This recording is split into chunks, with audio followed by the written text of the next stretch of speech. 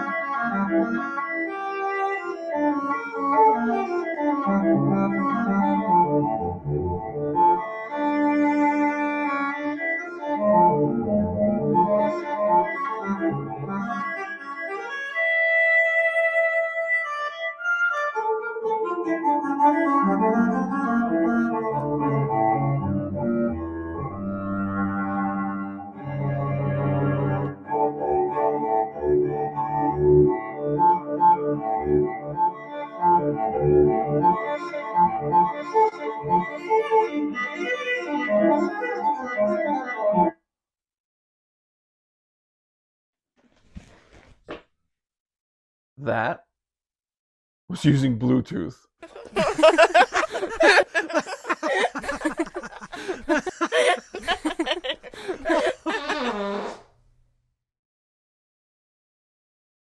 Why? Because I'm lazy. I just didn't feel like copying the royalty-free music files onto the music server. I'll do it, but I just wanted to do a quick test. So the rectifier has been breaking in now for 3 days, 4 days, 4 days, 5 days, 6 days. Let's call it a week. First tried it in the DAC for the first couple of days. Everything elevated. Dynamics, soundstage, air, bass detail, bass refinement, bass control, energy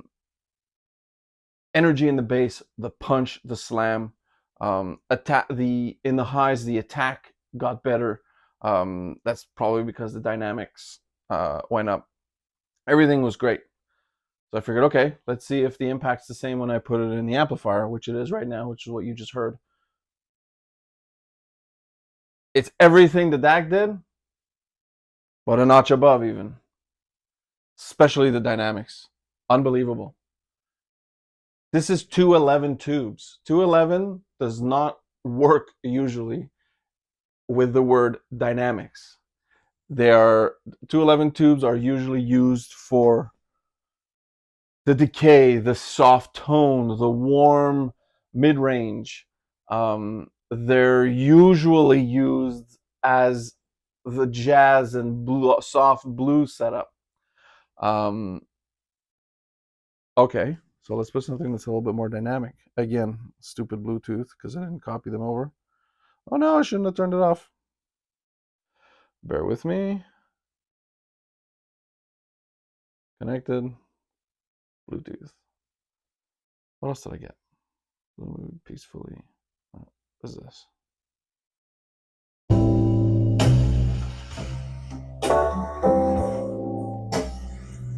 Okay, so that's not very dynamic. Could be more dynamic.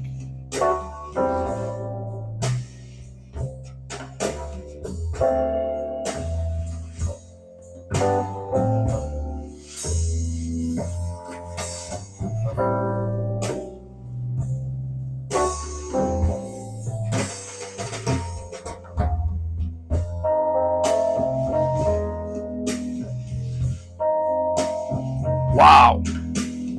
Okay, so that file, oh my god, that is a very, very simple MP3 file. 328 kbps. So for roughly, how long is it? So it's 6 minute long. It's a 14 meg file. Yeah, it's a far cry away from a FLAC file, and forget the SD. But nonetheless, an MP3 through a Bluetooth to my music server, not the DAC, to the music server, so that it goes through the iris, then to the DAC, and then to the amp, which has the super mother rectifier in it, which right now is an 805A. Wow. The air, the dynamic. And I mean, now you didn't get a feel for the dynamic that much, but like the presence in the mid-range, the presence in the highs, the bass, subs are off, completely off. I'm speechless.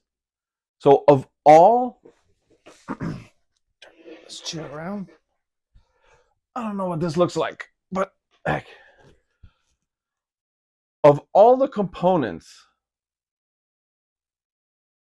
in my hi-fi rig that I have added, now here's the key, that I have added in my chain, once I guess I would consider that I was I guess more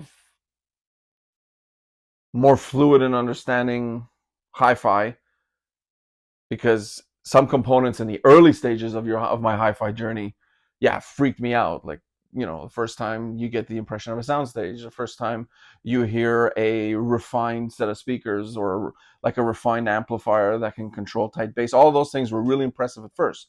Okay, but let's face it, now these days, let's face it, generally speaking, you change a component, one could argue it's a diminishing return. It's never the black and white difference. Oh my goodness, wow. There's great differences, but it's all contextual. It's all within a certain space. And usually, like, you change a DAC, you upgrade your DAC. Some things will get better, some things will go down a little bit. So it's all about where do you want to sacrifice to gain other things. Usually, the thing you see the biggest difference with, in my opinion, is when you change a speaker. And afterwards, we can debate amplifier, preamp, DAC, whatever, what makes the biggest impact. So back to my original statement, where I'm at now in my journey, this super rectifier has been the biggest surprise that has exceeded my expectations. Look,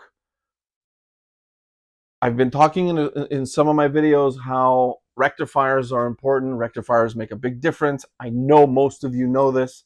I'm repeating it. Why? Because there's probably new people in the hobby that are still early on in their journey. And when I was early on in my journey, I was told by pros, rectifiers don't make a damn difference. They do. They really do. Now I want more rectifier. Like, I want another super rectifier. I want to add a second one so that I have it for the DAC and for the amp. I want to try all the different tubes I can with the super rectifier, because I can use, instead of being limited to a rectifier tube, so tubes of the 5R4 nature, 5U4G nature, 5U4, or the smaller ones, the 6X5, the 6X5Ps, the 284Bs, 234Bs. Anyways, there's a lot of rectifier tubes that are built to be rectifiers. Wow. Now I can use, with this thing, I can use a 300B, I can use an 845, an 805A, I can use a 211. I'm going to try for the first time putting a 211 from Linley Elite, their flagship series, not an 845, but it's a 211, instead of the PS Vane 805A, the low grade of their range of tubes that's currently in there. I want to see if I hear a difference. Okay. Forgot to film the removal of the 805, the 805 too. It's just a bit warm now. All right. Now for a super tube. So for those, I don't know, if you haven't seen my other videos, on these tubes. So you have the PS vein. Really, apparently it's supposed to be pavane, but they made a mistake when they registered the name, so they just kept going with it. Yeah. So as you can see, that's an 805. And here we have the Linley Elite, the E211. And you can see it's bigger than the 805. But most 211s are not. Most 211s are pretty much exactly the same shape as this one. This is just the way Linley builds their tubes. Now, comparing price between something like this and something like this, it's a big difference. Now, let's plug it in. Hey, so for those who don't know, most tubes you pop them in. Not these types of tubes, these big ones. See, there's a little pin here. So what you got to do here. Sorry, it's hard to move. You gotta line that pin to get in that groove.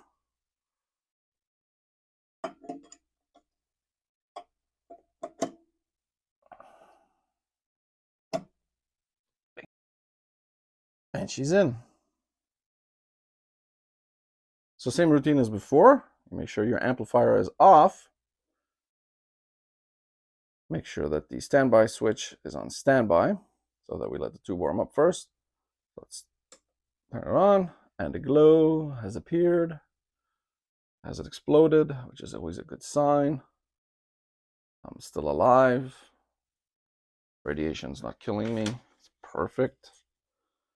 Perfect.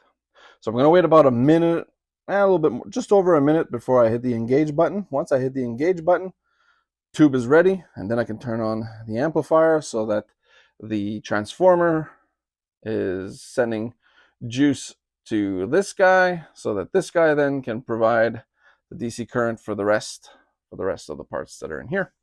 All right, so we're at close to a minute now, I'd say. And she's engaged. Let's see if we die. And we don't die. Yeah. All right. Now, let's go back to the chair and listen.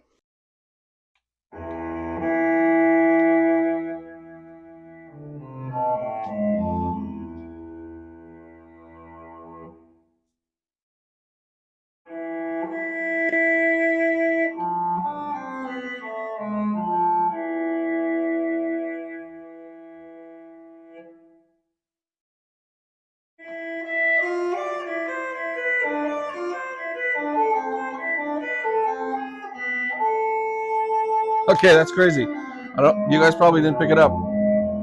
So the cello is performing in the center, while Bluetooth sucks. Though I can hear the error correction happening. It's just terrible. Anyways, I'm gonna lower this a little bit.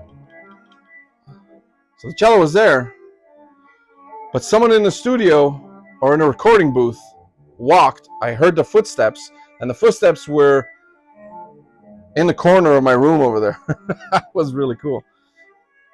Can I tell a difference right away? No, I can't tell a difference right away between the 211 and the 805, but I have to say, even though the tubes are not even warmed up yet, there's something about the background that feels darker. The separation is, wow. This is freaking an MP3 over Bluetooth. Oh man. Okay, wait, so what's this one?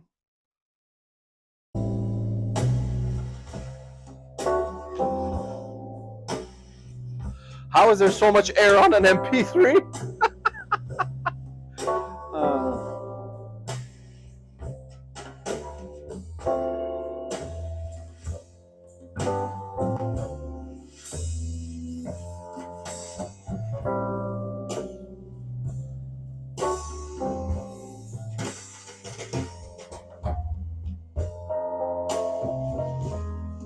Okay, wow.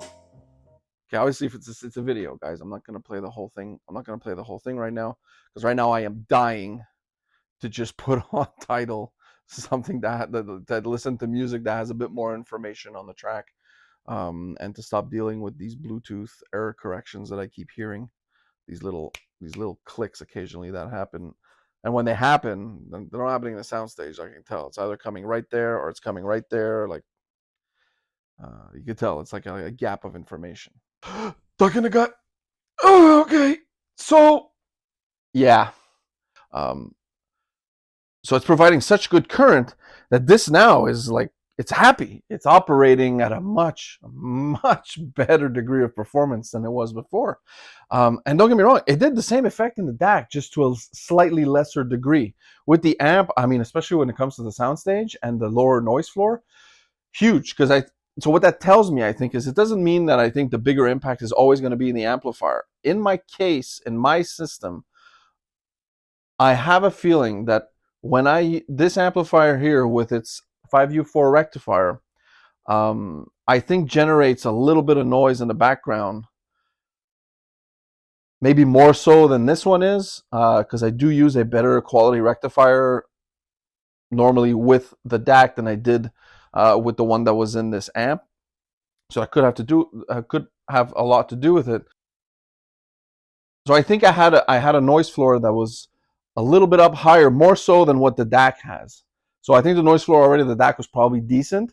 So when I put the rectifier in, the noise floor drops even more, but it's not as big of a step as it is, I think, when I put it in my melody. So is it better in the amp? In my system right now, it's much better result using the rectifier in the integrated amp than it was in the DAC. Is that going to be the case with your system or other people's system? I think it depends. It depends of how happy and um, how low the noise floor is already on your gear, because this, from what I'm seeing right now, is dropping the noise floor down by at least 80%. Um, yeah, so everything's following suit, everything's performing better. Okay, I really want to listen to like real music that I'm not going to put on video because YouTube's just going to block me. So before I sit down and listen to music and come back with you guys with more feedback on the tube rolling of this thing, let's have a quick look at what everything's hooked up, how everything's hooked up, and I'll show you the super rectifier up close. Okay, so my streamer underneath is using a Tellurium Ultra Silver USB, Tellurium Q, to go into the iris underneath here. And from the iris, okay, I don't know why this is there. I'm not using that coax anymore. Right now I'm using an AES balanced cable into the Musical Paradise MPD2 MK3 Deluxe. So you got these guys here that are going to the back of the melody. All right.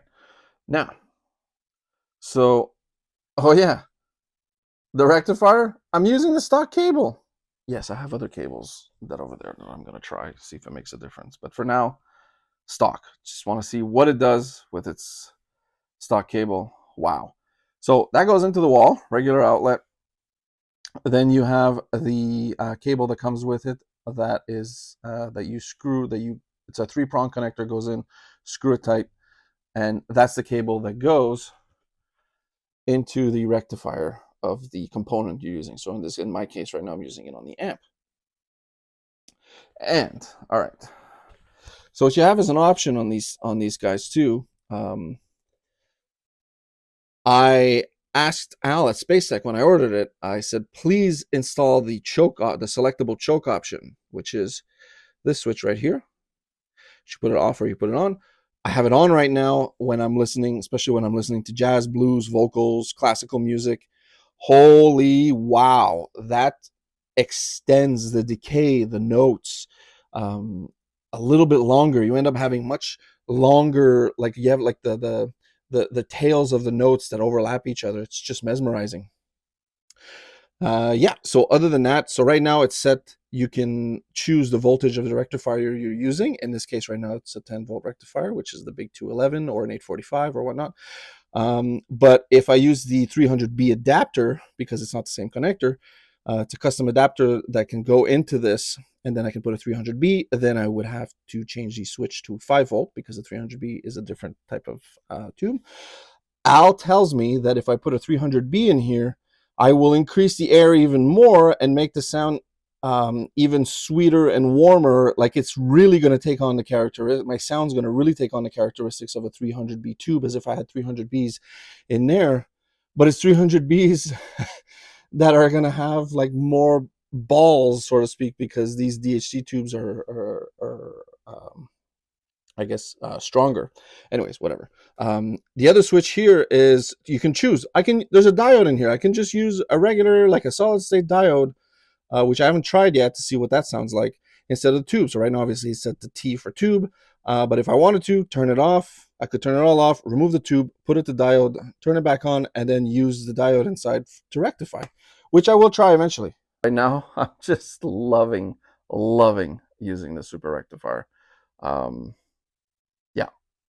So guys, you have gear that is too rectified, and you're not sure where to spend your next $1,000 to $1,500 to $2,000 in upgrades.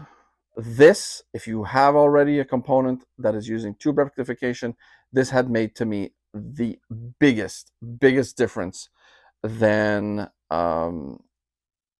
even when I went even by comparing adding an iris. This made a much bigger difference.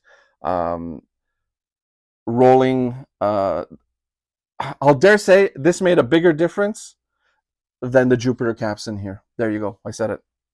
This, now that I know this, the next time, this I buy first. Absolutely. Hands down. Thank you very much for joining me. We'll be in touch soon.